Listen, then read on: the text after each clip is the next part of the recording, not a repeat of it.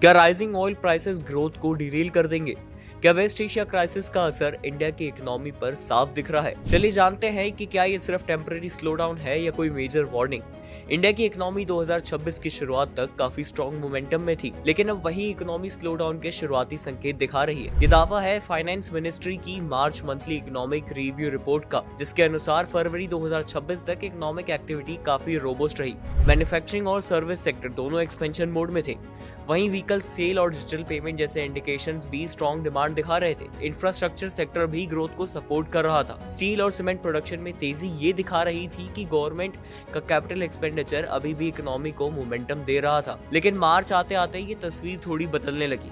Waste Asia crisis और बढ़ते crude oil prices का असर अब धीरे धीरे इकोनॉमी पर दिखना शुरू हो गया था। हाई फ्रीक्वेंसी इंडिकेटर्स जैसे ई-वे बिल्स और पीएमआई डाटा में मॉडरेशन के संकेत देखने को मिले। रिपोर्ट के मुताबिक इस स्लो डाउन की सबसे बड़ी वजह थी राइजिंग इनपुट कॉस्ट। रिपोर्ट में फाइनेंस मिनिस्ट्री ने क्लियरली मेंशन करा कि एनर्जी और लॉजिस्टिक्स से जुड़े खर्चे बढ़ रहे थे, जिससे इंडस्ट्रीज पर कॉस्ट प्रेशर आ रहा था।